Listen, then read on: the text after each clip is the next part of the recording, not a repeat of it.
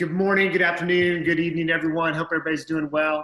A lot of information to cover. It was a challenge to figure out what to boil it down to. So we're not having a 4-hour Zoom lecture. I think you'd be exhausted by that.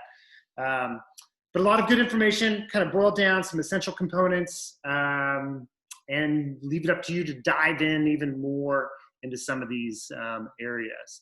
So we're focused on looking at race and gender, sexuality from a sociological perspective, right? Part of this is going to be taking our world that we take for granted and kind of peel back some layers, ask questions about things, pursue things more from different vantage points, so to speak.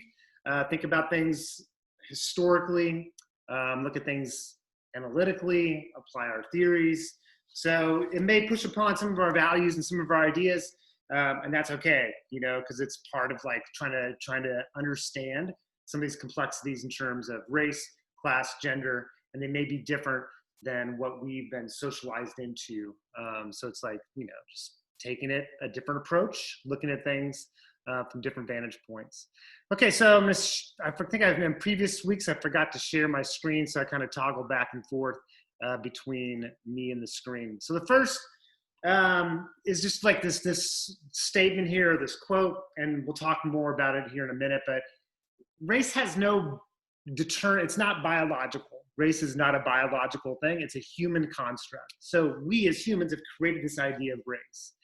Race as an idea does not emerge until really the 1800s. So ancient Rome, ancient Greece, ancient civilizations, there was differences between in and out group, but they were not identified as members of distinct races in terms of biological race. So we've got to dispel this idea that race is determined by biology. So it raises a question of why did we develop these ideas of biological race? I think whose interests were served, how does power intersect into these ideas about biological race? And the reality is that we define things in terms of biological race for quite a long time, from 1700s until fairly recently, that there's real consequences to that. If we define things in terms of biological race, it leads us to some scary things in terms of like eugenics. It's a justification for the privileging of some groups and the subordination or domination of other groups. It provides a powerful vehicle, this idea of biological race, of an explanation of why people are in certain positions or groups are in certain positions in society, right? It provides a justification. So let's kind of walk through some of the ideas about biological race to get to social construction of race. So you can kind of see here, this is like 1800s, 1854 scientific manual, a book on looking at biological race. There is this sort of, you can see the racism, scientific racism that's going on, this idea that African Americans, Blacks were more likely to be connected to the primate world. There's this idea that there are three or four races in the world, those from Mongolia area, Asia, Mongoloid, Negroid, Caucasoid, and Australoid. I mean, this is sort of the conception at this particular point in time. I think we can see this now and go, whoa, this is very disturbing, this sort of evolutionary biological perspective that's being used to justify basically this distinction between those who are of a higher race versus those who are of a lower race. And you can see this evolutionary perspective come through in this depiction from the 1800s as well, of looking at the Greek-Roman kind of, depiction here, right? Looking up to heaven. I mean, there's all these kind of interesting things going on here, but it's this thing like looking up to heaven, almost, a much more enlightened individual. It's interesting how the chin, the skull is not even the same. Look at the differences in the skulls there. And people look at this and go, wow, these scientists were manipulating unintentionally, unconsciously. They're providing these depictions of African Americans, Blacks, as being more likely to be connected to primates. And they're using these depictions to illustrate that. large jawline, eyebrows, different facial features, physical manifestations, and reserving the highest race, the best race for those who are white. A lot of history there, biological conceptions of race. I mean, it was deeply grounded into cultures and into society, including, of course, the United States. I mean, it's how you justify slavery. It's how you justify Jim Crow South laws. It's how you justify the continued subjugation and oppression of a group of people, is through this idea of biological difference. So this is just one example of institutionalized racism that's built on this biological race idea. This is 1924 in the United States. Miscegenation is the mixing of races. There was a significant concern in the United States about the miscegenation, the mixing of whites and blacks, this fear among a lot of politicians and general members of the community that this would lead to a lot of problems in society. This is, just some I don't know, some different images to capture what was going, can identify some things that were going on. This is 1940s, 1950s in Louisiana, Citizens Council, white supremacy kind of based organization, trying to advocate to not have their kids white kids listen to Negro records. The belief that this music, jungle music, again, for these ideas of the primate, to not have their kids listen to jungle music, Negro records, because it may facilitate interactions between black and white youth that may lead to sexual relations, because the music has, the rhythm and the beat of the music. I mean, it's kind of like, we look back on that, I think now and just think how crazy and wild it was that people had held these kind of beliefs, but they were deeply entrenched in that time period. And it tells us, I think, that it's when we're in a moment, it's hard to step back and reflect. And we can see it we have the vantage point of history to be able to see it now. But that time period, people were not, there were people who were opposed to these laws for sure, advocating for change, but the general society overall, these were acceptable practices and acceptable beliefs. It led us to eugenics, the trying to create a better society through control of the gene population. So eugenics is powerful. We think about Nazi Germany and eugenics. Definitely, that was part of it. Australia had their own sort of version of eugenics. The United States, the epicenter for research in eugenics was actually the United States and Cold Spring Harbor in Jersey, I believe. It's Jersey or New York. But it's like this idea of eugenics, we oftentimes associate it's far away, but it's actually in our own backyard. I mean, the research that was going on was here in the United States with eugenics. So we move away from biology to move to the idea that race is a social construct. So it's a construct, it's an idea that's been socially created. Like, we create these ideas about race. So I'll walk through some different ideas about what social constructionism is. Social construction focuses on that meaning is arbitrary. So nothing has any particular meaning, but we associate different meanings based on a lot of different factors: history, context, our status, our position, what we kind of interpret in terms of the media, our friends, our networks. All these things shape how we view particular things. So nothing has any inherent meaning. So you can look at marijuana, right? Marijuana's had different meaning over the course of time. The plant may not have changed. Let's just say theoretically the plant had not changed, but yet different meanings, different cultures, right? So it's an idea. So we give race meaning. Meanings are negotiated, so meanings can change. They're negotiated through conversation. They're from very micro level all the way to the macro level, that they're subject to change. They're negotiable. Meanings take place between actors within a context. So meanings take place within our social groups, within our country, within a nation, and also within a context. Historical context is really important. Cultural context is important. Okay, and then meaning is arbitrary, but yet it's real. So the idea here is that we have to recognize that even though the idea of biological race is a fabrication, that there's no evidence for biological, that race is biological, it's a human construct. Even though it's arbitrary, it's very real because we may believe it to be so. So go back to looking at miscegenation, right? It's like, okay, well, that idea of biological race was arbitrary, but yet it's really real, right? It's real in the sense that that's leading, it's creating policies, it's creating branches of science, it's doing things in terms of institutionally and at the micro level, shaping our own attitudes, practices, and sort of what we do.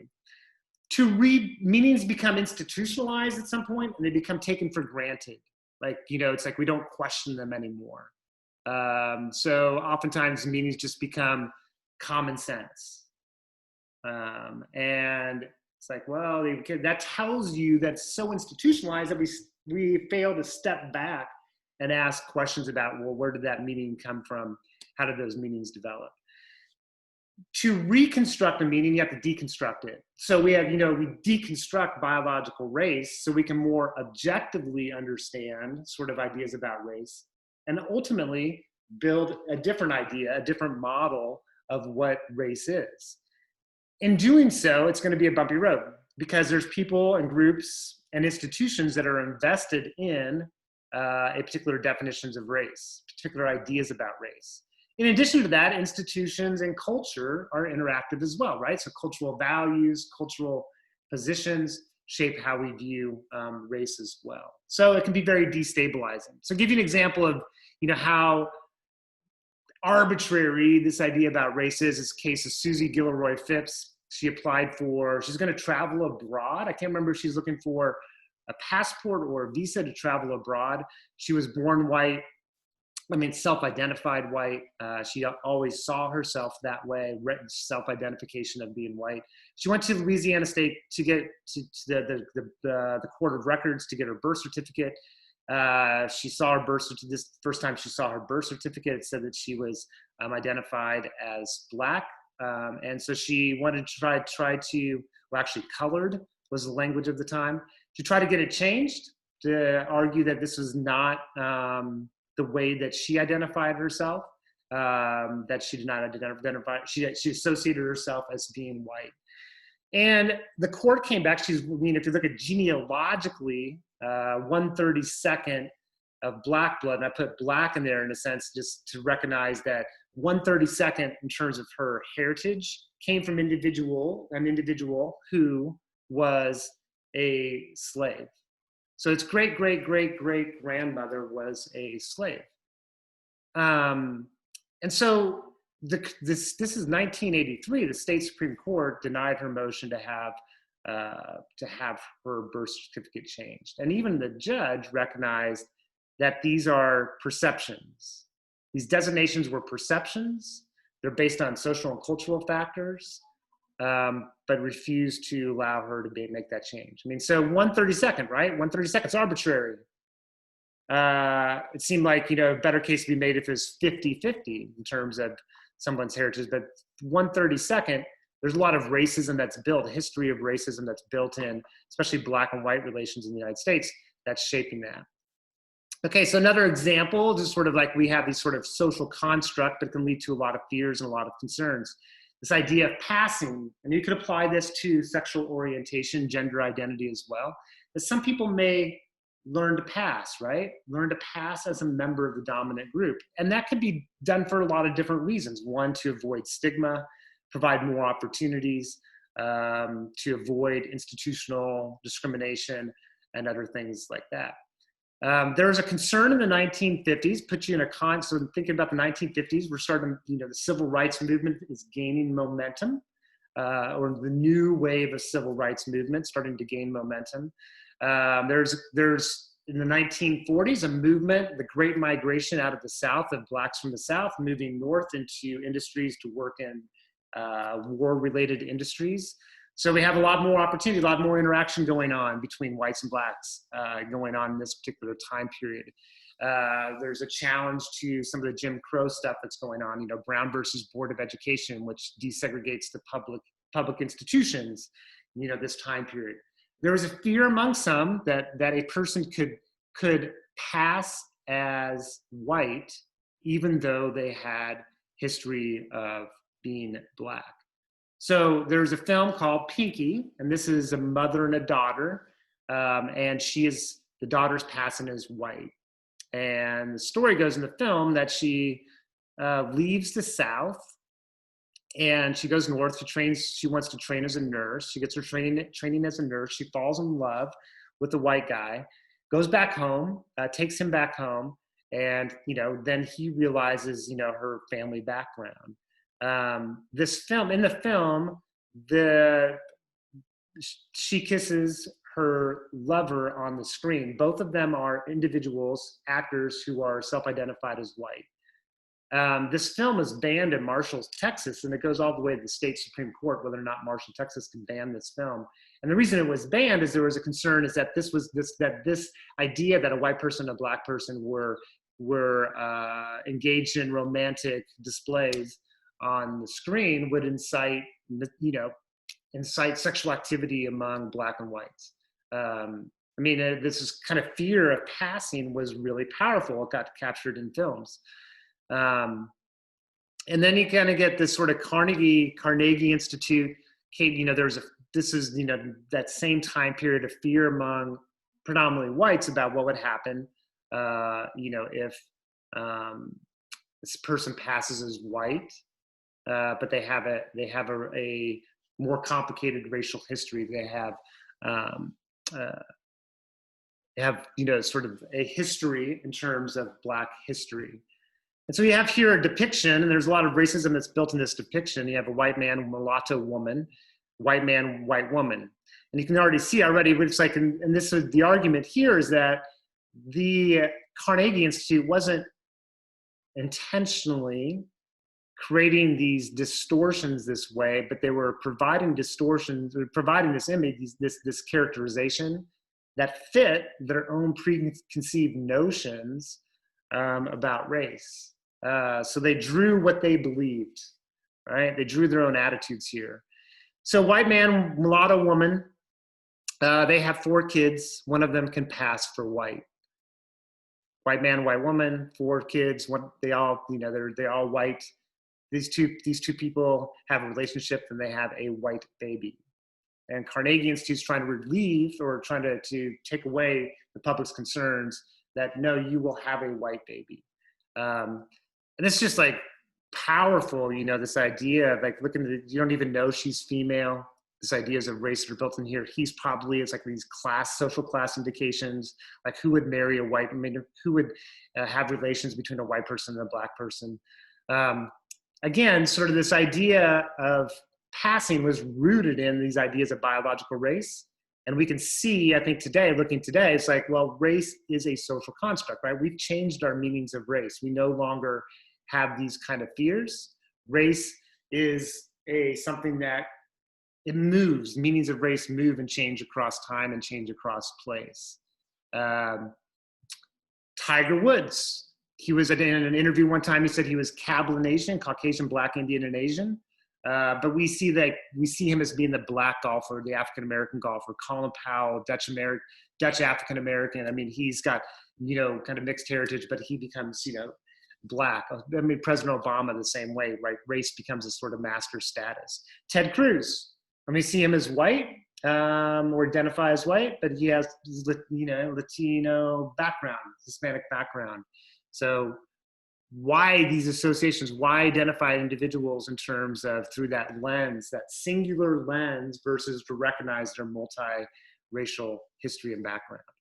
I won't walk you through this, but it's just like if you want to read it, it's basically just saying, scientists have determined race there's no genetic foundation for race. It's all social construct.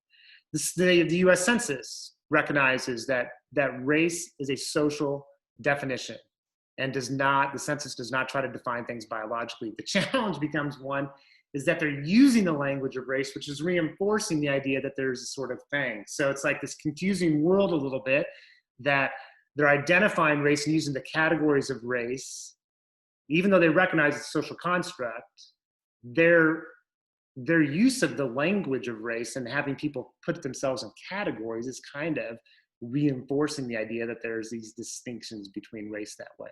But we have to recognize that race is really real too, right? That's sort of the idea that race is arbitrary, but if we believe it to be true, we see race, then we have to be able to address it. And we'll talk about colorblind racism in a minute. So characteristics of minority groups, just real quick. So minority groups usually have a distinct identity. So this is where some challenges, like looking at white privilege. Sometimes individuals who are white have a hard time recognizing recognizing the ways in which their racial identity has been a privilege. And not all white people have the same amount of privilege. It depends on gender, depends on class, depends on region. There's a lot of other factors that are going on there. But members of a minority group are aware, they have more of a distinct identity and are socialized, have a racial identity because of their position in society itself. So can recognize and see race in ways that are different than the dominant group. Dominant group may have never, explored their own racial identity, never really had to in a sense because never experienced discrimination and disadvantaging institutions. That's why it may be tricky sometimes for certain members of the majority group to have a hard time and a difficult time addressing white identity. It's something that they just have never had to explore, and it can be a difficult journey for some to take. Master status, or race becomes a master status for, becomes the status that has the most significance in the eyes of others, and maybe even oneself. Institutional disadvantage, minority groups have a disadvantage in institution. Involuntary membership, so dominant culture or culture in society replacing people in groups. People who are a member of a minority group are aware of their subordination, where members of the majority may not be aware of the invisible privileges and disadvantages of others that are going on. When does the minority become a majority? Sociologically, a majority has to do with political and social majority, political power, economic power, social power, not numbers. So if you look at, for example, in British colonization of Africa and India, the British were the majority. They're colonizing these countries, but the Africans and Indians did not have the political majority. So they were the minority, even though they were the numerical majority. So minority becomes a majority when they have the political and social power. So just because, there's changing racial demographics in the United States, even though whites by the year 2050, somewhere around there, will numerically no longer be the numerical majority, whites will be the majority sociologically for a lot longer than that. Functionalism has a sort of viewpoint looking at race and race relations that race is a way of building solidarity. We build identities around racial groups. And that gives us a sense of membership, support, these kind of things. Groups tend to be very ethnocentric. We tend to view things from our own group's perspective and have a difficult time viewing things, stepping into the vantage point of other groups.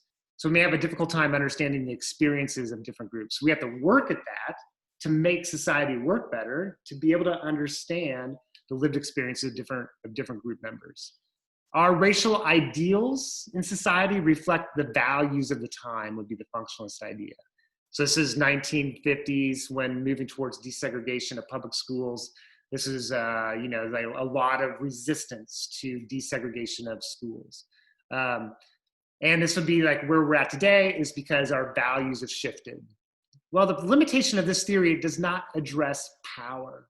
Does not address, white supremacy very well, doesn't address political and social power, doesn't address like why we had separate but equal, which weren't never equal, but why we have particular ideas around race and institutions that reinforce those values. So functionalism kind of provides this perspective about that provides, race provides this membership into groups, which we seek meaning and benefit and value, that the values we have in society are a reflection of our kind of overall needs and consensus. But the challenge is that, miscegenation laws around miscegenation were not built upon a consensus. That was built on a lot of fear.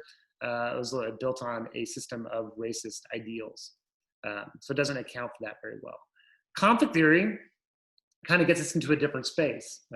Being able to examine these inequalities and looking at, for example, just a couple things here. Trayvon Martin, George Zimmerman, Trayvon Martin walking around, he had the hoodie, walking in a white suburbia, and was shot by George Zimmerman under this sort of stand your ground laws that were there at that particular point in time.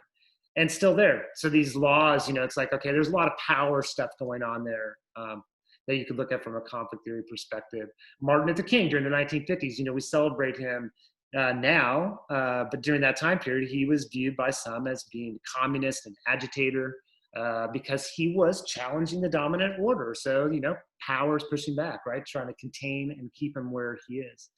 This is going to be hard. This idea that Black people cannot be racist against white people. Racism is a position of the oppressor who has the power. That there's a lot. It'd be great to have a discussion about this. I mean, this is sort of I think an important sort of vantage point perspective to be able to take. Is that members of a subordinate group, individually, they can be discriminatory. To be racist is, we're talking about major systems. When groups who are in a subordinate position cannot be racist against entire groups of people because they lack the political and social power to be able to do so. Conflict theory kind of gets us into looking at examining white supremacy. And think about, recent years, the rise of the alt-right, the rise of white supremacist groups. Yet there's this thing going on. There's political advantage to be gained for some. There's, by stoking the resentment among some whites, by facilitating that, people trying to protect certain either perceived or real benefits that they've received in the past for being white. And so white supremacy there's a tension going on, right? About power, protecting position, and it's deeply woven in our fabric of America, going, from the inception, from our first encounters with indigenous peoples of North America. I mean, it's been there, our whole development of, movement west. I mean, it's built on ideals of white supremacy. And so racist ideals and policies, maintain order. I mean, that's sort of what, like things like stop and frisk laws that have been proven as unconstitutional. Now, I mean, it's like laws like that are expressions of racist ideals and policies that maintain a stratified order. And sometimes there's competition between groups to facilitate hostility, division and separation, to create that division and separation in order to achieve some, to divide, separate, versus to look at our common interests between groups and challenge the dominant group in society itself. Competition is linked to the economic structure. So we have, like looking at 1970s, 1980s, we have a different kind of an economy. People are struggling more. The stratification has increased among broad sections of society itself. It's harder to make it. Social mobility has gone down. So rather than looking at larger structural problems that are going on, sometimes groups start to look at each other as being the part of the problem, right? And we can hear this in the language about illegal immigration, like individuals taking jobs becomes part of this sort of narrative that is told of why certain groups are suffering and struggling is because of immigrants taking jobs. These are unfounded claims, but they're there because of frustration. This leads us to scapegoating theory. So scapegoating theory gets into that we're scapegoating, we're putting the problem on something, but that's not really the source of the problem itself. And meanwhile, we're ignoring what the root of the problem is. So one language of it is we blame the victim, an identified victim, versus looking at the root of the problem.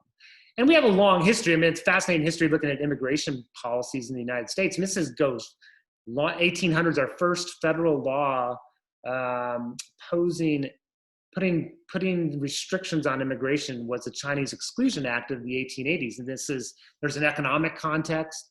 The Transcontinental Railroad was just completed, freeing Chinese laborers, moving into urban centers and the West Coast primarily.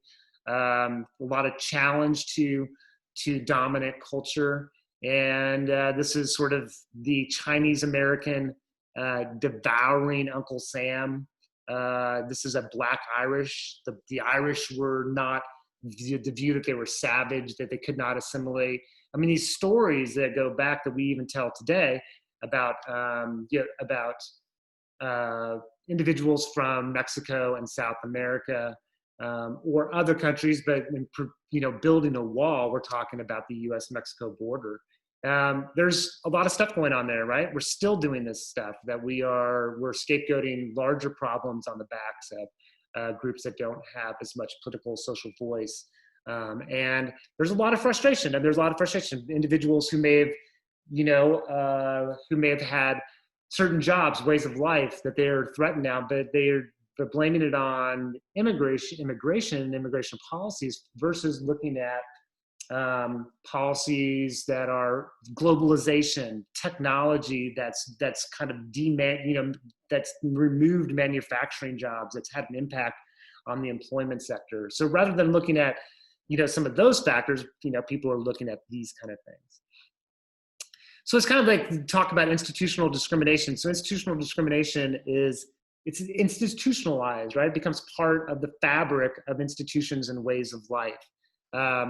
And it may or may not be intentional. Institutional discrimination does not have to be intentional. It just becomes institutionalized. And in some ways becomes invisible because people take it for granted. It's maybe harder for them to see the institutionalized stuff, right? And if I was part of an institution and there's discriminatory things that are going on, I may be a worker within that institution and I'm just enforcing the policies, right? So it's like, well, I'm not racist. I don't engage in racist ideals, but yet I'm, carrying out policies that do that. Well, there's institutional discrimination that we have to be able to look at. It's not about the individual people who are the individuals in institutions. It's about the policies themselves and institutional discrimination. So here's just one example. This is looking at voting in the after Reconstruction in the South, Civil War, blacks, gained the right to vote eventually. And then, then there became all these restrictions and trying to make sure that blacks were not have the ability to vote. It took until 1965, the Voting Rights Act, to address this as a federal issue to make sure that democracy is more, to increase the democratic voice of people. So to challenge things that were going on that were restricting blacks from voting, intimidation, literacy tests, poll taxes, different things that were going on. So this is a test in Louisiana that you had to pass in order to be able to vote. And this is, just ridiculous. Put a letter X, above the letter X, make a small cross. Well, okay, how big is small? This becomes people who are reviewing these tests could easily discard it, say, well, no, you didn't do that right, right? It's denying people the ability to vote. And some of these you can kind of go through, they're confusing. It's like, well, what's the right answer? It's like, okay, all kinds of stuff going on there. It was an institutionalized way to restrict the access of voting for blacks, primarily in the South. And we got stuff going on even today, right? This idea about voter fraud, voter ID. And it's not that that never happens, but in the public's imagination, and politicians can use this idea in order to gain political favor among their constituents, to provide advantage, and to marginalize, remove the ability of people to vote, especially people who might vote, for one particular party. So there's political reasons, right? There's motivation for engaging in these kind of things. I mean, it's institutionalized discrimination. Okay, so colorblind racism. So we think about, I think, that in today's world, we talk about much more about, people are colorblind. I don't see people, I don't see race, I just see people, that there is no race, we're all just a part of a larger human race. I mean, those are ideas about kind of colorblind racism, that colorblind racism is a new form of racism. And this idea of colorblind is that this belief that institutions are neutral, that that institutions treat individuals fairly, that there's no longer discrimination, that's a thing of the past. Obama was elected as being president, therefore we live in a post-racial world where race no longer matters. And so colorblind racism is a new form of racism. It provides a way for us to ignore the realities of racism. And it can be really challenging, today's environment, up until the 1970s, 1980s, I'll just say, it was more acceptable for people to be more vocal about their ideas of race that we view as being filled with prejudice or having prejudicial statements. Today, there's a lot more, our values have shifted. There's desire for more respect, inclusion, and more respect for us as individuals of different groups, and to remove away from, some of that blatant form of racism that's at a structural level all the way to the individual level. And because of that, people may be really guarded. They don't want to talk about, they want to identify them, they feel pressure to not be able to talk about their own ideas about race and to promote an idea that I don't see race, I see people, I treat everybody the same. Well, we see race, and we got to recognize that. And this contemporary ideology of colorblind racism just reinforces the system. It helps to maintain it because we're not engaging in actively trying to deconstruct or actively trying to, address racism in society, both micro as well as macro. This is just one example, right? So it's like these audit studies of employers receive job applications. This is like, the fairly recent study, said a lot of job applications just change the name, Connor versus Jamal, and look for callbacks. And, at that level, right? It's like, people, race becomes a filter. And race becomes a filter in which people are being screened. I mean, that's a reality that we have to deal with and figure out how to address that in the best way possible.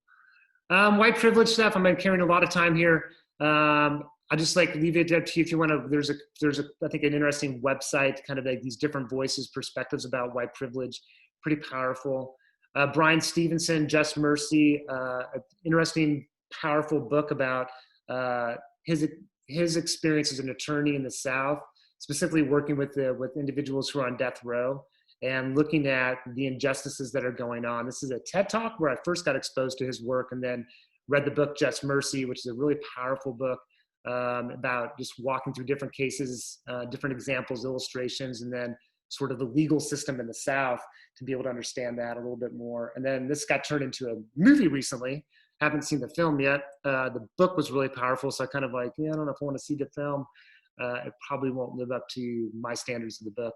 And then Simon Tam, really interesting talk on Give Racism a Chance and his perspective about racism. So watch that. He's not saying that we need to have racism, but rather how do we engage in sort of discussions around racism. Okay, let's kind of talk about some general concepts of gender and sexuality, and kind of probably spend a little bit less time here. So I'm just trying to be sensitive to your time, but we want to provide some foundation stuff here. So looking at sex and gender. Sex is biological, things that are biological, physiological, biological. So gender is the social side, social cultural forces. Sometimes we confuse those two. And also I'll provide the example in math. This idea that males are just better at math is a biological essentialist idea. The reality is that it is not, it's social and cultural. Our development of spatial capacities, it's not to say that there's no differences between males and females, but this idea that we're justifying why males perform better in certain areas and females others, that we use sometimes biological justification, just like we did with race, we do it with sex as well. We do it with sex and gender. I mean, no surprise, right? We're providing justifications for inequities. We're providing justifications for the way that society is currently structured. And so biology becomes just one way of being able to do that. So most of the stuff we look at, is like, try to unpackage things. We try to understand that, what are the gender components? How is society facilitating ideas of gender about male, female, transgender, becomes an area to look at, all three, why we even have sort of like the way in which we create categories of gender, right? That's, a lot of social construct going on there as well. It's a reflection of social and cultural stuff. The book talks about how socialization starts in utero. So within, when a person is pregnant, that socialization is starting there.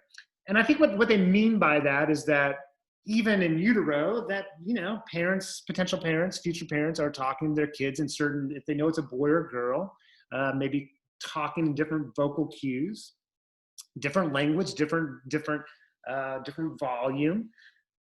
And these kind of things happen, right? And it's just, we are carriers of gender. So we are bringing that into the world, and we kind of help to reproduce ideas of gender. I mean, there's nothing wrong with that. It's just sort of, that's the reality, that gender socialization, it's happening, right? It's happening before birth. But really, a kid doesn't start to develop their own sense of gender until they become aware that there are different genders. And that's usually, between 2 and 3, somewhere around there, that kids start to recognize that there's difference, right? There's a thing called gender schema theory, that kids start to recognize male, female, start to put things into the male, female boxes of what belong there.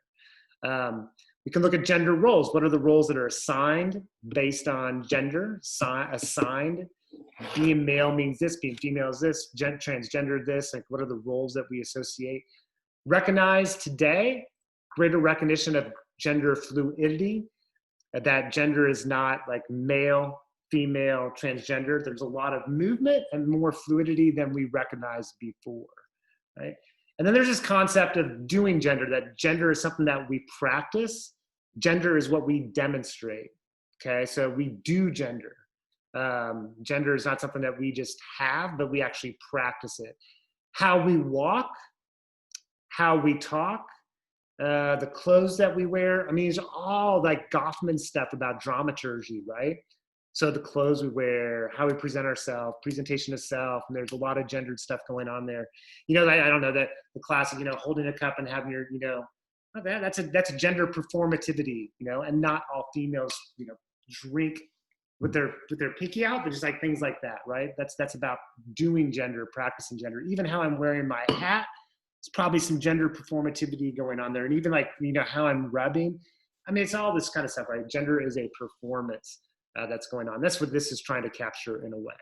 Okay, so that's some general ideas. Now, this is 1970s, 1974, the sex role inventory. This was established inventory within the field of psychology, but also sociology used it as well. In fact, in my area of communication studies, my master's in communications, I use the sex inventory to look at gendered communication stuff. And looking at it now, like, okay, 1974, this is the way to identify the characteristics of what were identified as being masculine: self-reliant, independent, forceful, dominant, competitive, athletic, assertive, analytical, ambitious; feminine, childlike, compassionate, loyal, gullible, gentle, shy, soft-spoken, sympathetic, tender. And we associate, it's like, wow, man, we associate basically passivity with femininity, masculinity with strength and domination. This sexual inventory was almost putting people in these two, we started to associate males as being dominant. This is a reflection of this idea, females being submissive. I mean, it's deeply kind of rooted in that. The reality is that none of us are either here or over here, and this language is problematic. Like, who's creating this language of masculine and feminine? I mean, this is very constructionist. We could look at that and sort of say, man, it's very arbitrary. Like, why are we making these associations between masculinity and femininity in this way? And how do we move, even if we could identify what is masculine and what is feminine, how do we think about how we embody the ideas of masculinity and femininity? It's more fluid than we recognize. So as I mentioned before, like this idea of biological essentialism is we do this sometimes. We say, well, males are just that way, females are just that way. Individuals who are transgender are just that way. That it's essentializing something that's gendered. It's a social cultural thing, not a biological thing. Okay, here's looking at scores on math and science versus English and reading. I mean, that's the evidence over a long period of time is that there is a difference there in terms of overall scores, potentially reinforcing an idea that, well, that must be because of the way the brain's developed differently between males and females. That's why we have that difference. The problem with that is that we can also see change of scores of males and females across time. We can see it across cultures being played out differently. We can look at it within the United States alone. We could look at it different classes and look at academic performance in terms of math and science. We could look at if you grew up in a household with math and science, the gender socialization that's going on there that's shaping that, right? There's a lot of things that are gender. It's not biologically determined. It's not biologically essentialist. And, you know, it's really powerful, right? I mean, it's like, you know, and there's this, we're going to provide here just sort of this chart on, or not chart, this little statement, this little write up in an article about STEMinists, you know, advocating for women entering into the science, technology, engineering, math fields. Make up 25% of the workforce in that area, but roughly it's 50% of the population. And getting into factors that are going on that are shaping that particular outcome, that we have to go long back in terms of socialization, institutions, education, to kind of understand that. And as women gain more voice in those areas, right, gain more voice and more positions in, there becomes an influence. People can see themselves in those positions. Individuals pave the pathway for future women in those particular areas. So there's a lot of things that are going on that are social cultural that are driving that. So now kind of like look at some institutional stuff, just things to think about in terms of gender and some ways in which inequalities are getting expressed and how we get, you know, maybe impacted by these. So we're the only industrialized country that does not have paid maternity leave. So an individual's job is protected in the United States, but they don't have paid maternity leave.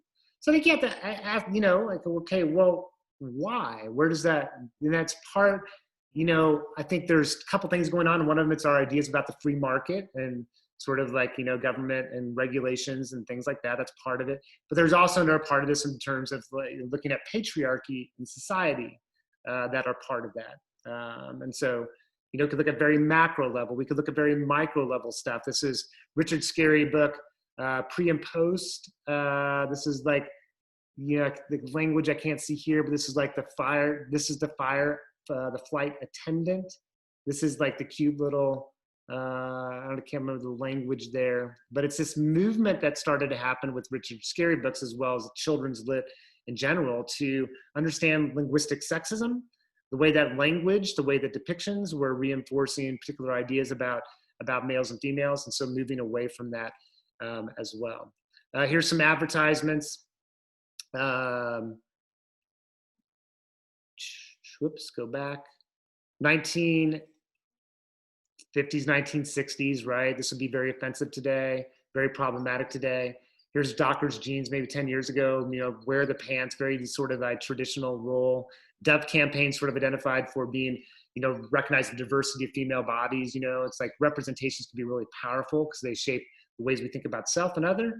And this one, I saw this, I was just like, wow, this is so incredibly filled with a lot of misogyny, opposition or hatred towards women, and very sexist in terms of its approach. The longer you wait, the better it gets.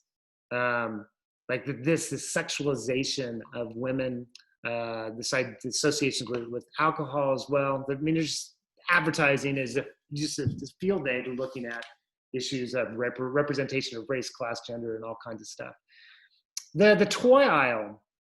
This is like if you go to locally, go to Fred Meyer, go to Walmart, go down the toy aisle. Target is actually engaged in a campaign to move away from this stark world of pinks and purples and blues and blacks. Pinks and purples, of course, for girls, and blues and blacks for boys. That they're trying, but they're still trapped by the marketing and advertising and sort of even the products themselves, in which the products are like, the color coded and all these different kind of things. What we think is like, if we grew up in this world, this is the world that we know, right? We don't know any different. And we think, oh, that's just like the way it's always been. Well, the reality is that's not the way it's always been. You can kind of go back before commercialization and before mass marketing, the things weren't that way, right? It only became with mass marketing, commercialization, the development of children's toys, and the proliferation of children's toys, mass consumerism. I mean, it hasn't always been this way. 1970s, this is Atlantic Monthly did an article looking at toys across time. 1970s, during a time period of the feminist movement, 1970s, here's a more gender neutral, boys and girls playing with toys maybe associated with the opposite gender. Girls playing with Legos, boys playing, boy has sort of like his refrigerator here. So that was a very short-lived time period when that was going on, but it was there. We moved to this world starting in the 1980s, really. It becomes sort of the factor. And, it's like, okay, well, it's just reinforcing these particular distinctions, soft, girl, hard, boy, that's still kind of going on there. Last couple things. So the sexual double standard, men and women or males and females held to a different standard. Alcohol advertising is super interesting to me because you get a lot of this gendered stuff comes out. Here's one guy drinking, it's like you see this oftentimes, it's kind of a common narrative. One guy, a lot of women around him. You never see one female and a lot of guys around her. I mean, it's just like it's a sexual double standard. A real powerful one for me, this was in a Rolling Stone magazine probably 30 years ago, is this kid here, and he's probably, 12 years old, and he's in front of this woman maybe in her, late 20s. And imagine flipping that around, having a guy there in his late 20s and a girl there who's 14 years old. And I raised the question, like, why do we have that different standard? And both of them, I would argue, are problematic. Both of them, both of them are detrimental for the kid. So why that sexual double standard? And it's very toxic as well. I don't know, we can talk about hypermasculinity real quick. So hypermasculinity, sort of an idea that we started in the 1960s, 70s, really the 70s probably and on, that males become more hypermasculine, becoming representations of males, and male bodies themselves are becoming more hypermasculine. And it has to do with the argument, and it has to do with rise of the feminist movement, jobs overall moving overseas, manufacturing jobs going away. We're moving to softer industries, that males and their bodies now become a site of power. Males and bodies start to become bigger in order to reinforce their position in society itself. So people have taken Barbie dolls and made her life size. We do that with G.I. Joe as well. This is from the 1990s. 1960, G.I. Joe, 12-inch bicep, 1997, 26 inches. Superman, past, present, Incredible Hulk is a real powerful one as well. But that hypermasculinity is within a context. This is a really, my race class, gender class talk about an article from this book called Dude, You Are a Fag, and understanding fag discourse. Like in middle school years, boys may throw that term around, and it's a way to demasculinate a boy. It has nothing to do with the identification of their sexual orientation, their sexual identity. It's everything about masculinity. Calling each other, queer, fag, are all about this sort of fag discourse as a way of policing, boys policing masculinity and boundaries around masculinity. So I bring this up to sort of bring up this idea of masculinities and femininities versus looking at it as one masculinity meaning one, masculinities meaning multiple. So femininity is the same way. So we kind of get into what we call intersection theory. That intersection theory is recognizing, intersection theory is recognizing the influence of race, class, region, and other areas in which these things matter, right? So there's not one way of developing. Masculinities are shaped by class as well. Individuals from the upper class, middle class, working class, lower class have different ways of demonstrating masculinity and femininity. So masculinities, right? A person who's disabled, physically disabled, versus non-physically disabled. There's different demonstrations of masculinity. So masculinities are much more broad. It's not like there's one. So this intersection theory is intersecting race, class, gender, other areas of who we are into this discussion. Sexual orientation, sexual identity. Alfred Kinsey, 1950s, doing studies on looking at human sexual behavior. Groundbreaking work. One of his things most well known for is providing evidence and making the case that human sexual behavior and identities are on a broad spectrum.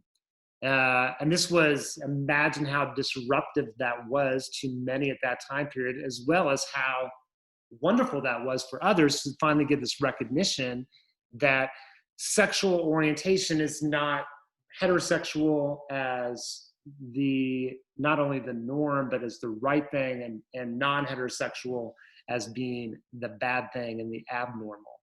Moving to recognizing that sexual orientation is much more diverse than we recognize. That if we look at the animal world is incredibly complex. And we as humans, as animals ourselves, we are much more complex than we've allowed ourselves to be. So we kind of get in a lot of social cultural stuff. To go back to that time period when Kinsey was doing his work, the alarming nature of his work, and now how long it took, but to get to the point now where we recognize that same-sex marriage is a constitutional right. Man, social constructionism, right? Changing ideas, like why are things changing? Voices have changed, and how to mobilize to create that change. Fascinating kind of histories. The more kind of investigate social histories, cultural histories, the more I think we understand the past in that way, the more we can better understand the present.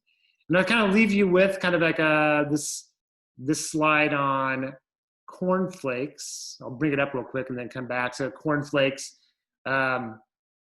it could be other products, but just kind of real quick story. So there was a time period where there was a belief that if you ate hot foods or certain foods, that it could lead to an increase in sexual activity and one's libido. So that if somebody ate spicy foods, would excite the sexual organs. That was a belief that was going on at the time period. And that certain foods would lead to less of a moral life, that people just, that they would be less moral if they ate certain foods. So it became a sanitarium called the sanitarium outside of Battle Creek, Michigan, the Battle Creek, Michigan Sanitarium, and was established. And there were some researchers there who developed products that would help individuals decrease their sexual libido. So products and foods and things like that would decrease their sexual activity. There's also a belief that, and they were advocating that males only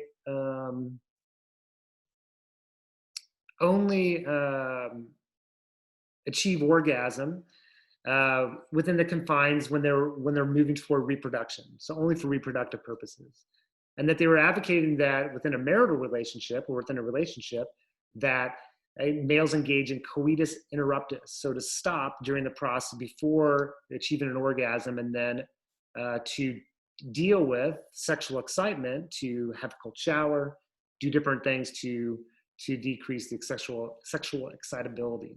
And one of them was food that you could use to decrease sexual excitability. So who were these researchers? One of them was Sylvester Graham. And Graham, you may know, because Graham helped to form the graham cracker, a bland food that was meant to lead to better moral hygiene and to decrease people's sexual libidos. And then cornflakes, Kellogg was the other, another one, famous researcher creating foods, cornflakes, Post cereals, another one. So Battle Creek, Michigan was kind of like the center for production of cereals during that time period. Anyway, just thought it was kind of a fun way to end, interesting story to end today. A lot of information. Thanks for tuning in. Have yourself a great day, great week. If you have any questions, let me know. Peace and be well.